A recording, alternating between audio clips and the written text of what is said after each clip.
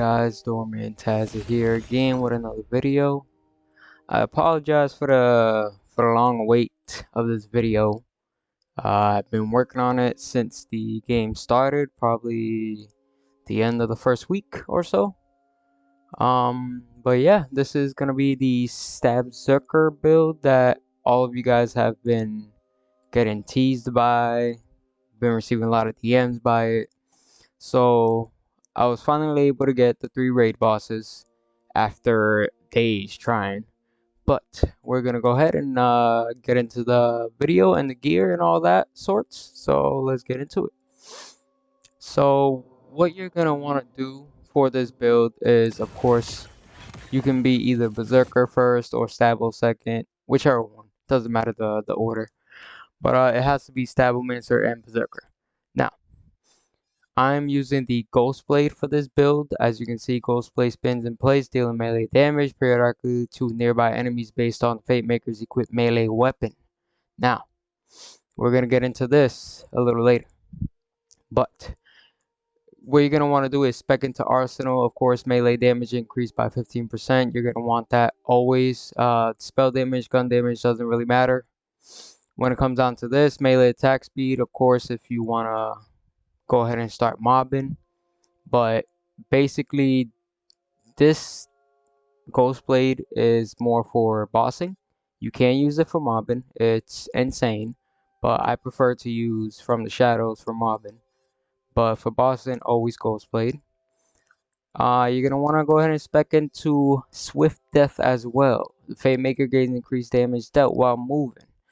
So, if you running around a lot and you go ahead and launch your blade, boom, there you go, damage dealt, 16% of default walk speed.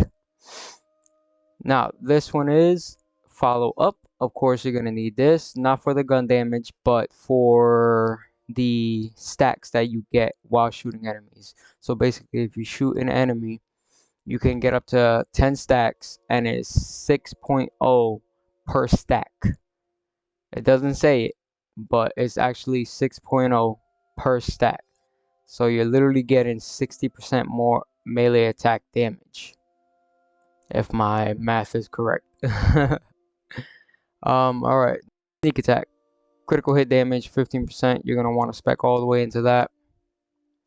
Now, for the Berserker tree, you're going to want to spec into Ancestral Frost to gain increased frost damage. Believe it or not, the gear I'm going to end up showing you guys will help with the Ghost Blade and the frost damage. I'll explain a little bit the synergy when it comes to those two. Of course, Savagery, melee damage, and enrage duration. I also forgot to mention the class feat for this is enrage, so you deal bonus frost damage, and also your action skill will not deplete as much. And action skill when already enraged restores a portion of enraged timer. So the longer you are enraged, the more bonus frost damage you will get, the more melee damage you will get, which is all around a really amazing class feat for the STAB-ZERKER build. Now we're gonna head to Icebreaker. You're gonna want to spec into that. Damage dealt while enemies are slowed. You're gonna want to spec into the Old Ways as well. The Fate Maker deals bonus damage and gains increased damage reduction the closer they are to the enemy. So if you're closer to the boss or raid boss, whatever you're fighting, you will get that damage increase, and it's a 30% when very close to an enemy. Now, Cold Snap, movement speed, frost efficiency. I tend to use this mainly for the movement speed because the faster you move, the more damage you put out, which is all around perfect for this. And then last but not least, we're going to go with Blast Chill. Melee damage to an enemy. There is a chance to release a Frost Nova dealing frost ability damage to nearby enemies. This is insane, and if you can find a class bar that gives you 1+1 on this, you can spec 1 point into it and you'll have 2, which will then allow you to have, instead of 25% of melee damage dealt, you will get 50% of melee damage dealt, which is all around really freaking amazing. For my hero stats, of course, I went into crit damage because STAB-ZERKER is mainly for crit. So you're going to want to spec into strength all the way. Now, attunement, spec into that all the way. The faster you can get your Ghost Blade back, the more damage you can put out towards enemies, which is all around amazing for this. And as you can see, I'm at 79% for stable power because we're mainly going to focus on Ghost Blade and dirty fighting. As you can see, dirty fighting is at 79%, so critical hit chance, pretty good. This is the gear. Now, what I am working on with this build is going to be a honed Buffmeister. Enchanted Stablemancer while Ghostblade is active, increase critical hit damage by 25% and melee critical hit chance by 50%. As you can see, we really don't need that hero point for the critical hit chance. We really don't need it because this will allow us to get those bonuses right off bat when you actually launch it. Now, it says while Ghostblade is active. Believe it or not, the Ghostblade will get the properties of this enchantment as well. So it will do increase critical hit damage and critical hit chance. And if you got the one all the way at the bottom, as you can see, Bonk and Pew. Bonk is for melee, Pew is for gun. I really use this for Bonk mostly. I do a lot of running gun, but not that much. Now, next we're gonna go with the Blackguard's Theurge of Heroism. It does frost damage 47%. Well, 47.4%, sorry. Stablemancer power 39.6. All damage dealt 30.3. And then, as you can see here, whenever you cast a spell, reduce your remaining action skill by 30%. Oh, sorry, 20%. And while your action skill is on cooldown, spell damage is increased by 30%. There we go. Yeah, I had it mixed up. But this is by far the best that I've actually found for amulets. You can go with the sacrificial skeep, or is it this one right here? Frost and Stabo. But action skill cooldown rate, you really don't need it. So we're just gonna forget about that.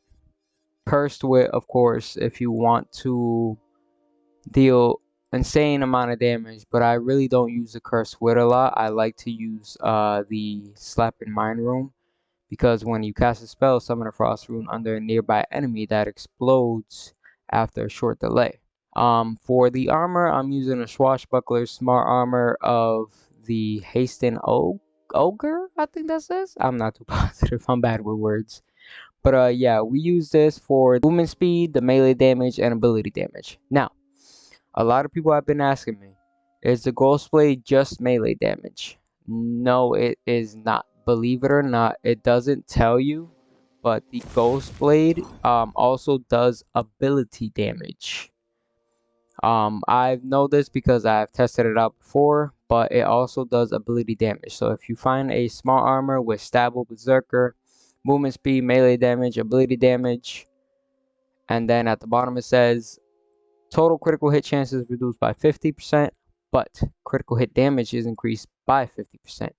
The more critical hit damage you do, the better. Now for the rings, of course, we have to go with melee rings. I'm using a Primordial Pummeling Championship Ring of Masterwork. Melee damage 22.7. And then at the bottom, 62.5 melee critical hit damage. Now if you have two of those, that's insane. And then all the way at the bottom, you will see dealing damage to boss increases its effect by 100% for a moderate amount of time.